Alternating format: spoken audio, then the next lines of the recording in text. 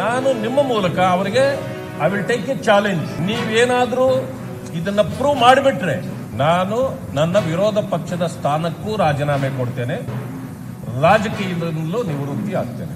ಇಲ್ಲಾಂದ್ರೆ ನೀವು ಮುಖ್ಯಮಂತ್ರಿ ಸ್ಥಾನಕ್ಕೆ ರಾಜೀನಾಮೆ ಕೊಡಬೇಕು ಅಂತ ಹೇಳಿದೆ. ಇದುವರೆಗೂ ಅವರು ಉತ್ತರ ಕೊಡ್ಲಿಕ್ಕೆ ಆಗಿಲ್ಲ. ಯಾಕೆಂದ್ರೆ ಅದು ಗೊತ್ತಾಯ್ತು ಅವ್ರಿಗೆ ಅದು ಸುಳ್ಳು ಅಂತ.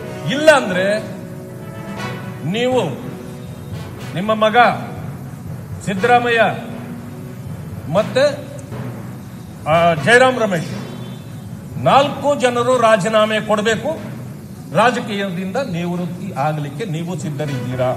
ಅಷ್ಟು ಮಾತ್ರ ಅಲ್ಲ, ನನಗೆ ಬರ್ತಕ್ಕಂಥ ಸಂಬಳದಲ್ಲಿ 1,01,000 ರೂಪಾಯಿ ಬಹುಮಾನವನ್ನು ಕೊಡ್ತೇನೆ. ಒಳ ಮೀಸಲಾತಿ ಇವರು ಕೊಡ್ತಾರಂತೆ ನನಗೇನು ಗ್ಯಾರಂಟಿ ಇಲ್ಲ. ಸಮೀಕ್ಷೆ ಶುರುವಾಗ್ತಿದೆ. ಸಮೀಕ್ಷೆಯಲ್ಲಿ ಈಗ ಕೇಂದ್ರ ಸರ್ಕಾರವು ಸಮೀಕ್ಷೆಗೆ ಆದೇಶ ಮಾಡ್ತಾ ಇದೆ. ಯಾವತ್ತೂ ಕೂಡ ಸಮೀಕ್ಷೆ ಮಾಡಬಹುದು ಇವರು. ಜನಸಂಖ್ಯೆ ಅಂದ್ರೆ ಜನಗಣತಿಯನ್ನು ಮಾಡಲಿಕ್ಕೆ ಯಾವುದೇ ರಾಜ್ಯ ಸರ್ಕಾರಗಳಿಗೆ ಅಧಿಕಾರ ಇಲ್ಲ. ಇಂಥ ಸಂದರ್ಭದಲ್ಲಿ ಆ ಅಧಿಕಾರವನ್ನ ಕೇಂದ್ರ ಸರ್ಕಾರ ಇಟ್ಕೊಂಡು ಈಗ ಅವರು ಮಾಡಿದಾಗ ನೀವು ಮಾಡ್ತಕ್ಕಂಥ ಅಂಕಿ ಅಂಶಗಳಿಗೂ ಅವ್ರಿಗೂ ವ್ಯತ್ಯಾಸ ಆದ್ರೆ ಯಾರು ಉತ್ತರ ಕೊಡ್ತೀವಿ? ಆವಾಗ ಅಥೆಂಟಿಕ್ ಯಾವುದು, ನಿಮ್ಮದ ಇಲ್ಲ ಕೇಂದ್ರದ ಸೆನ್ಸಸ್ ಡಿಪಾರ್ಟ್ಮೆಂಟ್? ಇವೆಲ್ಲ ಪ್ರಶ್ನೆಗಳು ಬರ್ತದೆ. ನನಗೆ ಹೇಳ್ಬೇಕು, ನನಗೆ ಗೊತ್ತಿರೋದು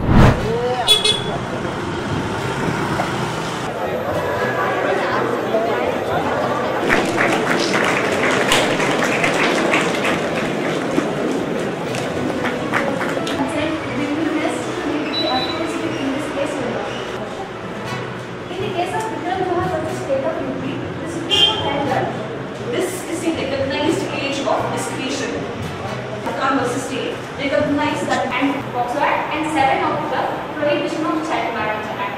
Now, liable for the offence of kidnapping, Vimala from the lawful guardianship. Penal sexual assault on child.